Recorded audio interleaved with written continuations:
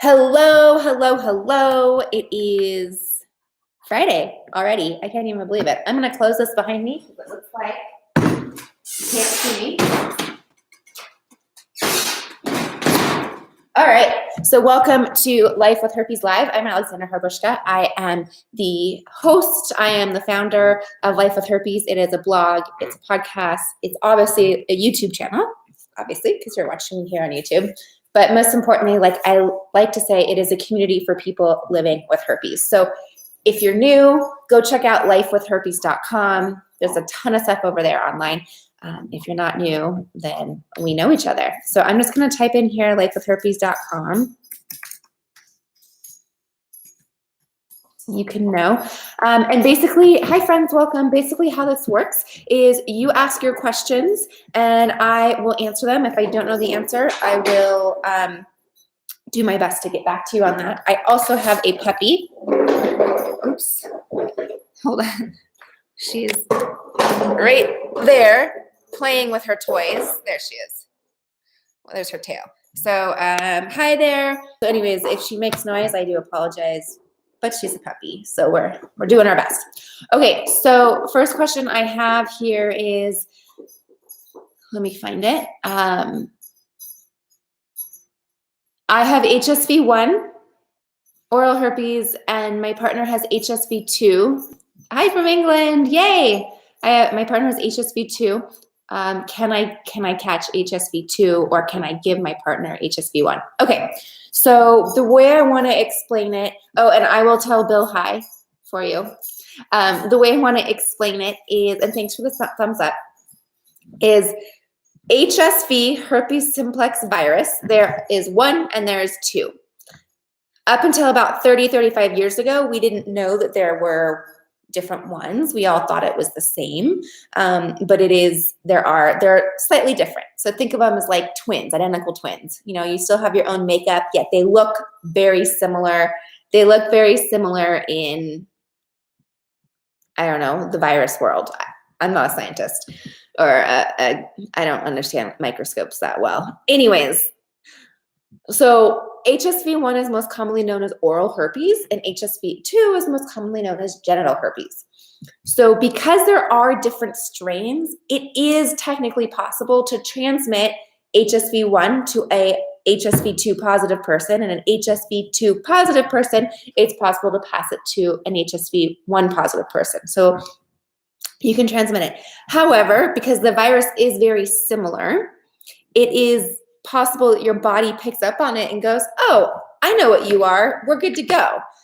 But it is slightly different enough that your body may be like, oh yeah, this is a different virus. I wasn't prepared for it. So that's just kind of how that happens. So it is important that if you are with somebody that has a different strain, it's important to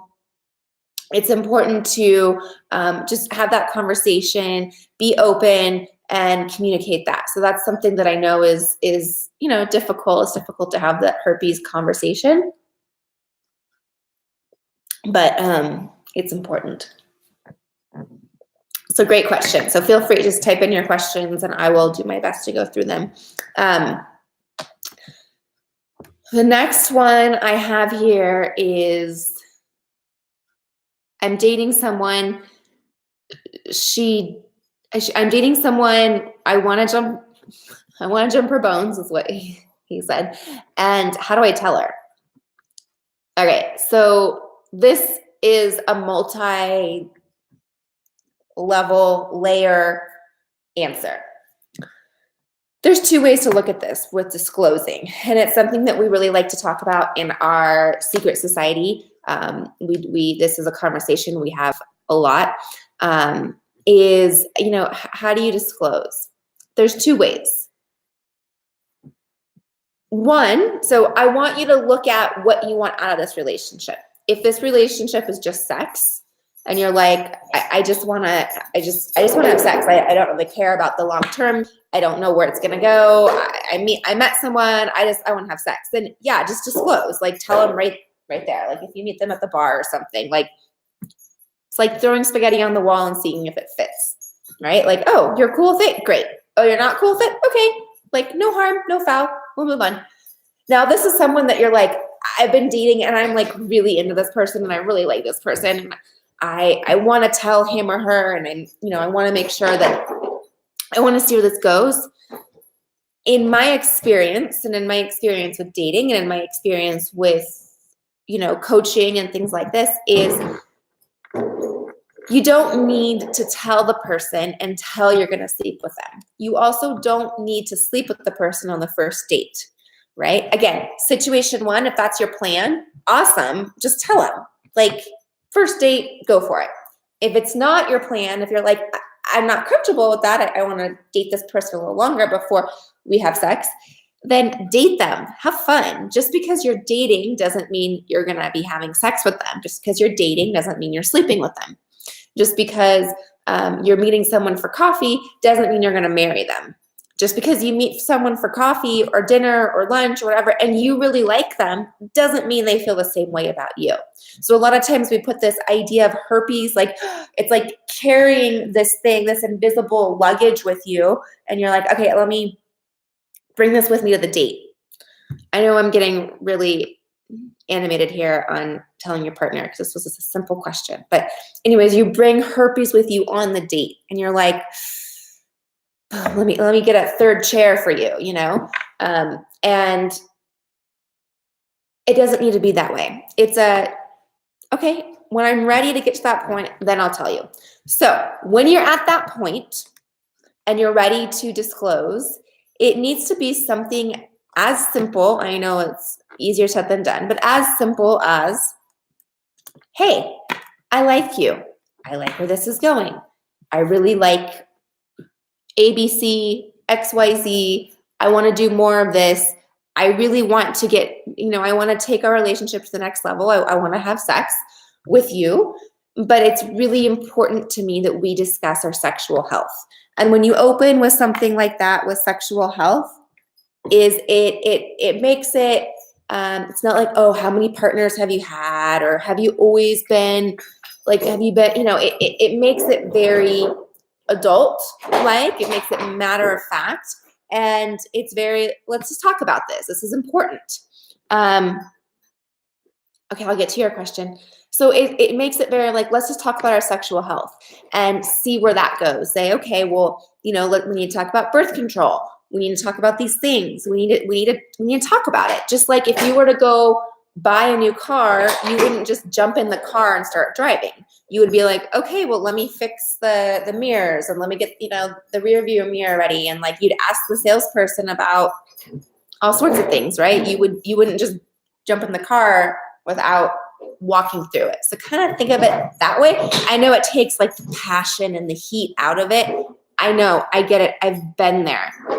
We've all been there, right? With the passion, you're like, I just want to jump in.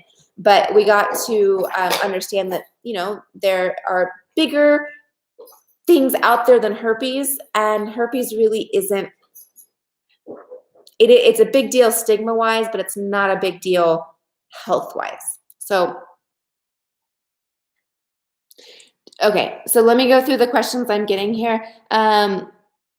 Okay, I got lots of good questions. When making love to a male partner that doesn't have HSV2 or HSV1, what type of protection do we need to use to have sex? Can I French kiss him? What if protection is used in antivirals? Hi, everybody. Okay. Okay, so here's something. So condoms, latex, all that. Think about, I don't have my water bottle here. So think about condoms. Unfortunately, I don't. So this is a penis. So when you put the condom on, there's still part of the body that is not covered. So we have down here at the base that is not covered. We have the skin around, we have the balls, we have all these other things. So as we know that when a male is wearing a condom, it is awesome. We need to do more of that, but there's still areas that are not protected.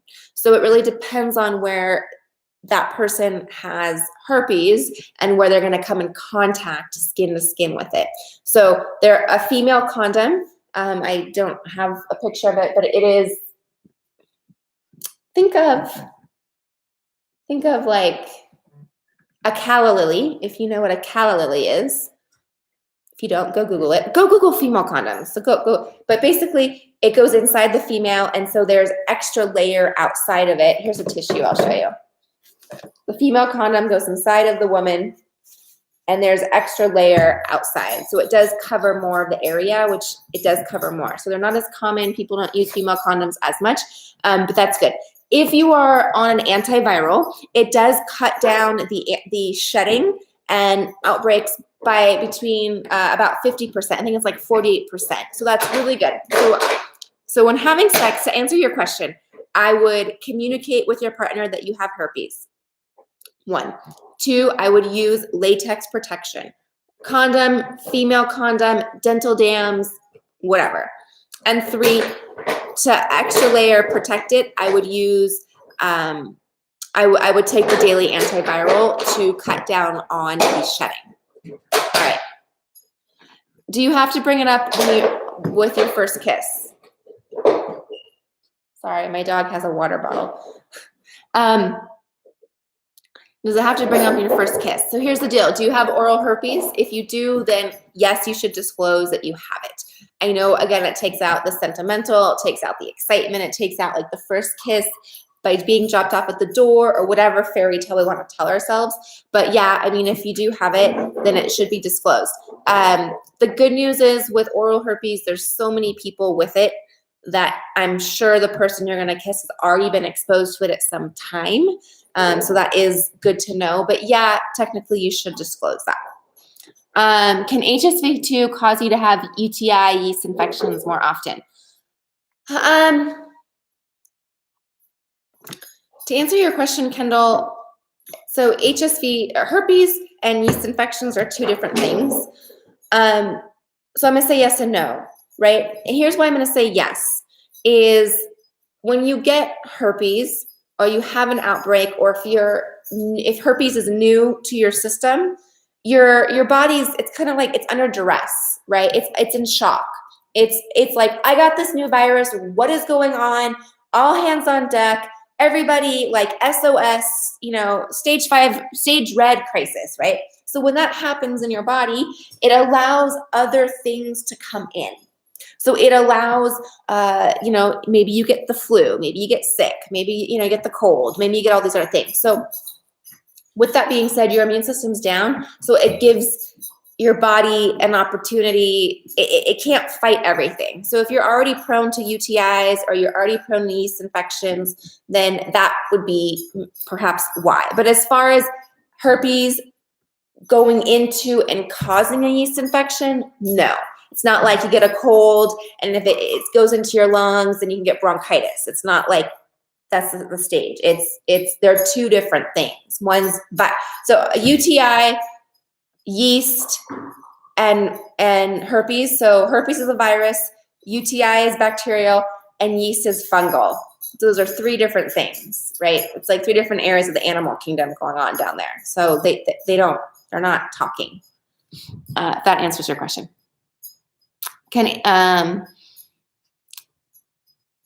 Alexandra, do I have phone support? Yes, Mr. Cool Guy. I have 2 ways to communicate. 1, we can do an emergency call. So I'll just put the link in here for you to look into that. /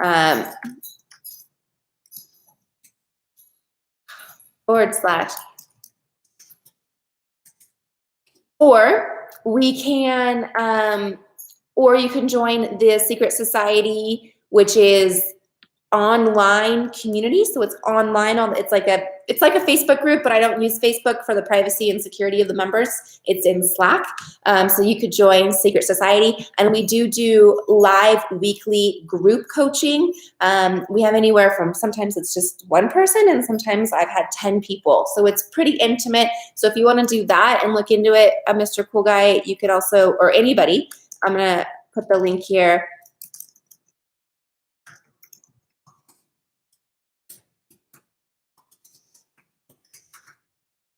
Boom. So you guys can choose, check into it. It's great. The Secret Society is a monthly subscription. So you do get charged monthly.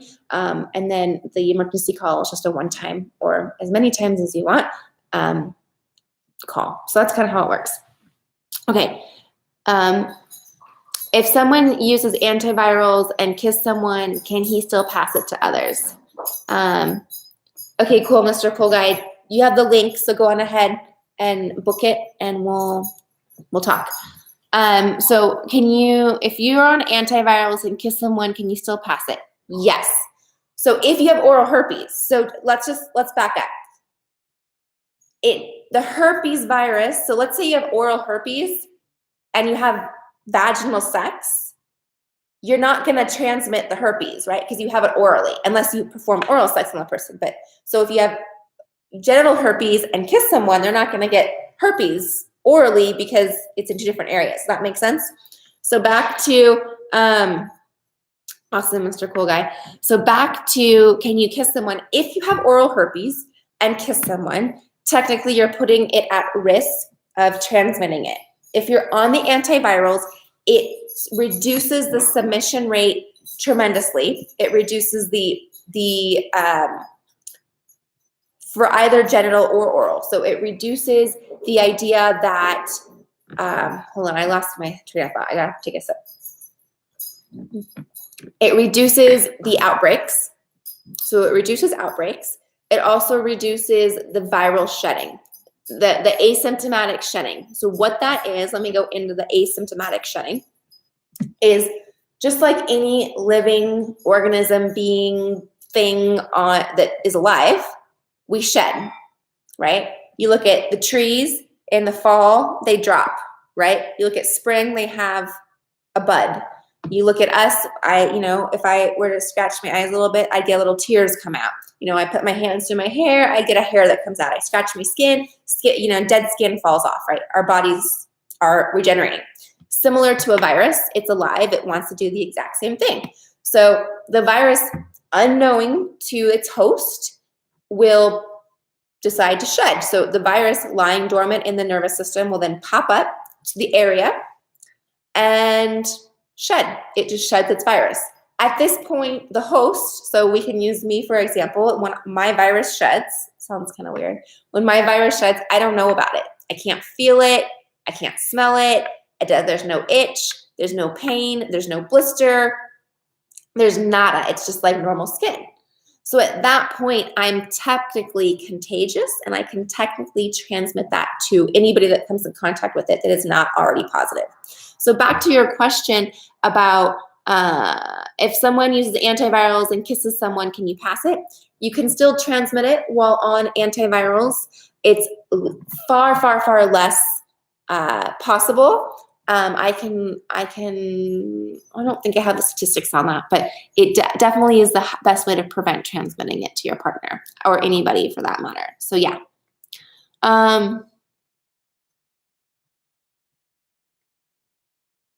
Okay.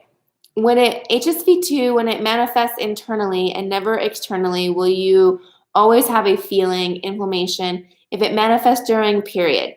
Do you think daily antivirals would be better than only taking on your period? Okay, so it sounds like you're getting outbreaks on your period, which is very common for a lot of women, either when they during their period, right before their period, right after their period, as well as ovulation time.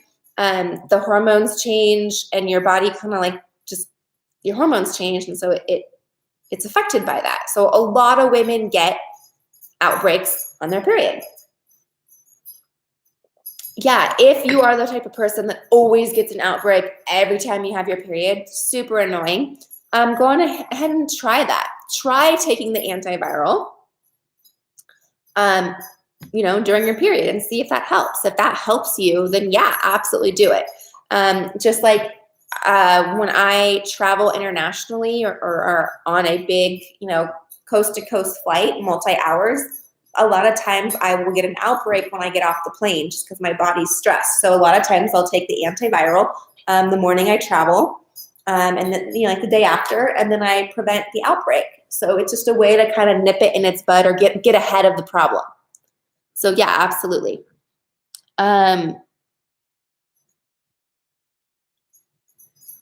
What are some of the ways you avoid passing it to partner? I'd like to get pregnant soon. Is this possible without transmission? Okay, yay, that's super excited. You want to get pregnant. congratulations. That's a big, exciting phase in your life. Yeah, there are ways to prevent transmitting it. There's 3 ways. So bear with me here. 3 ways. 1, communicate. Let your partner know you have herpes. Obviously, it sounds like your partner knows you have herpes. Communicate when you have outbreaks. Communicate when you think, like if you kind of maybe feel one coming on, or if you're feeling run down. A lot of times if I'm feeling run down, I literally am like, okay, I need a break. Like, let's do this tomorrow. I'm feeling run down. I want to make sure nothing pops up. So communicate. The second one is contraceptive. So it would be condom. In this case, you want to get pregnant. So no condom, but other people, condom, latex. And third would be on the antiviral. So the antiviral would reduce, my dog got a dish towel, would be to reduce the chance of an outbreak and reduce the chance of viral shedding by taking the antiviral. So for you trying to get pregnant, I would communicate and take the antiviral. Those would be the 2 ways I would definitely work best to prevent transmitting it. Also talk to your partner. Does he feel comfortable? Like where's his mind with it? Is he comfortable with you not using a condom? Like all this, it's communication between 2 people. So, okay, let us know how it goes. I'm excited. Hello, I think I missed it. Did you say you can transmit HSV2 by simply kissing? Okay, I'll go back to that. Okay, so kissing. So if you have HSV2 orally, yes, you can transmit it via kissing orally.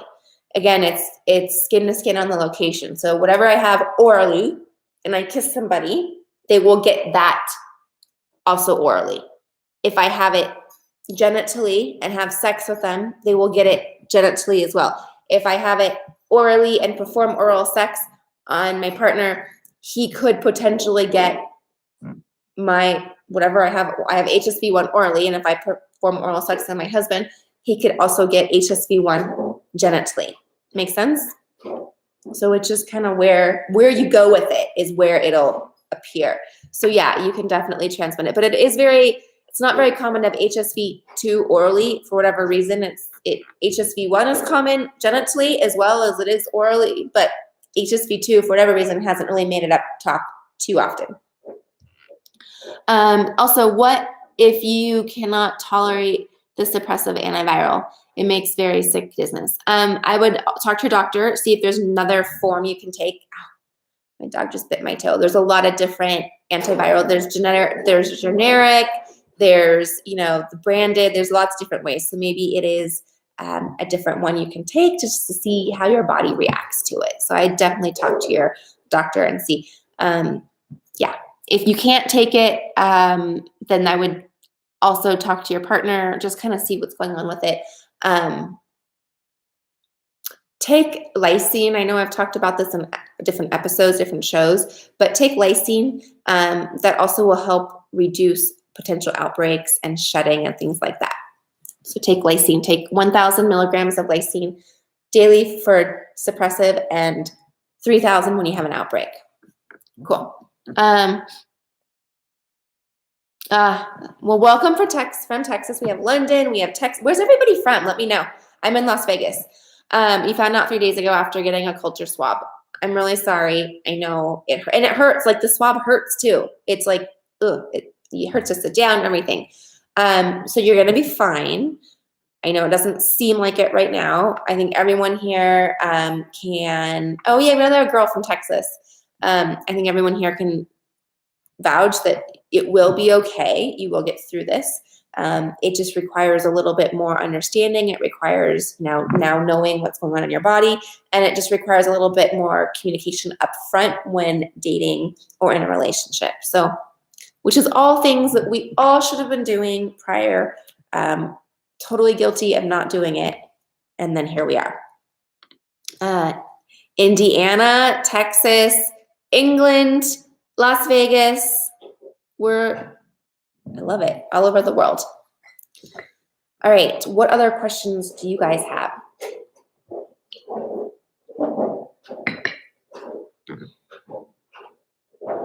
Oh, great. That's great. So lysine is working for you. Peppermint oil in capsules and turmeric are really working for you in conjunction with the antiviral. Great. I love turmeric. I love peppermint. I definitely use peppermint oil all the time. That's great.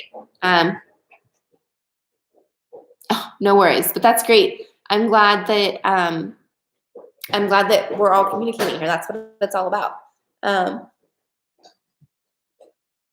You're a mom of 5 kids, and I'm afraid of coming positive and passing it to your kids. So your kids have to come in contact with it. I understand as moms, like, you know, kids want to take a shower with you, want to take a bath with you, or any of that. What I want you to do is I want you to live. I want you to live life. I want you, don't feel like you can't take a bath with your kids. Don't feel like they can't jump in the shower with you. Don't feel like if you're wearing shorts, they can't touch your legs. Like, it's part of life, right?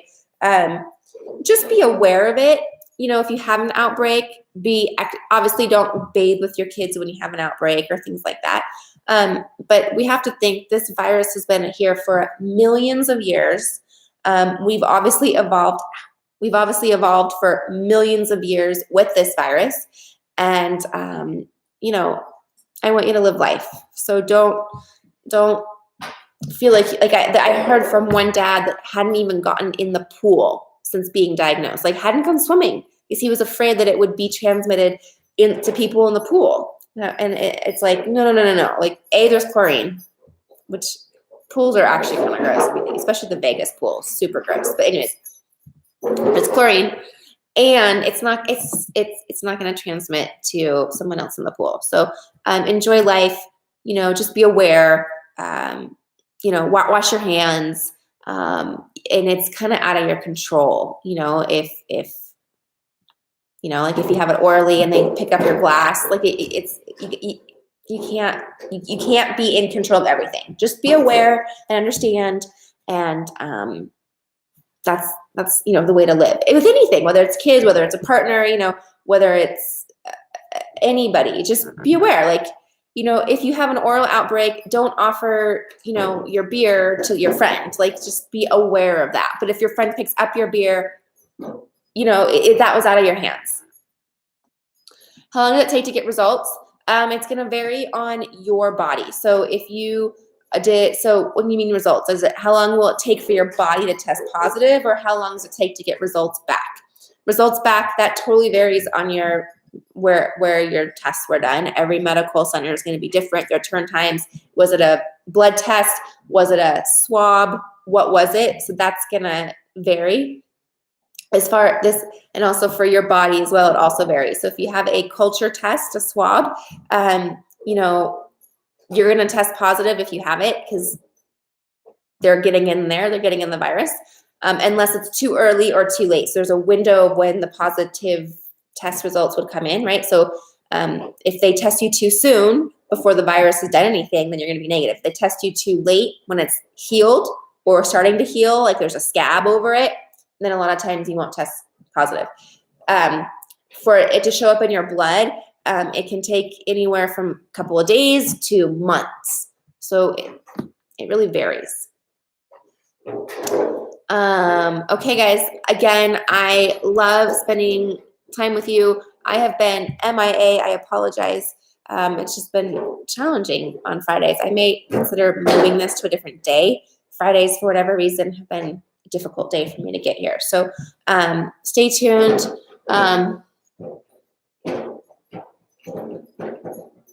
Okay, so you got results from taking a swab and blood work, and you had unprotected sex less than 2 weeks ago and had a breakout. Yeah, the transfer time is about 2 weeks. It can also lie in your system for months, years before it pops up, but a typical incubation period for the virus is about 2 days to 2 weeks. So that's about right for when you got your outbreak. It's normal, unfortunately. All right, I will see you all soon. I'll see you next week. Go to lifewithherpes.com for any questions. Look forward to seeing you if you haven't joined the Secret Society, I'd love to see you there. It is a monthly membership. It is hundreds of people in there. I'm in there daily, and we do live, so you can ask your questions. We're live. We're a community work group, so I'd love to see you. Go there.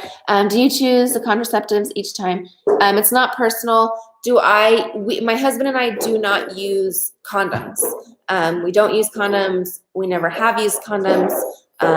So that's just our personal relationship. Obviously we had the conversation about having herpes. We were tested. We went through the proper protocol to not use condoms. So that's something that we don't do. We choose not to. More or less, my husband chooses not to, right? It's up to him. So that's ours. If you're feeling inflammation all the time, is that normal? I would say no. It depends on how long you've had the virus. If the virus is new in your body, yeah, there could be it's fighting it. Lots of questions. So I would take an Epsom salt bath. That will really help the inflammation. So take that. Also let your doctor know and see if there's something that can be done. Maybe there's something else going on. Is the Facebook page confidential? So it's not a Facebook page. It's like a Facebook page. And because I want it to be confidential, secure, safe, keep the integrity of our members, I use Slack. And so you can use your own username, upload whatever image you want. So it is the safest way to do it without somebody knowing. So yes, it is exclusive, it's private, it's personal. Nobody has to know your real name except for me. I'll know your real name, but nobody else knows. So that's why I love it, and that's why I use it. All right, I will see you all. I'll definitely tell Bill hi. Sorry about my puppy making all of her noise. I'll show you. She's actually really cute. Where is she? She's right there playing. All right. Happy Friday. Go have a beer. Enjoy your weekend, and I will see you all soon. Bye.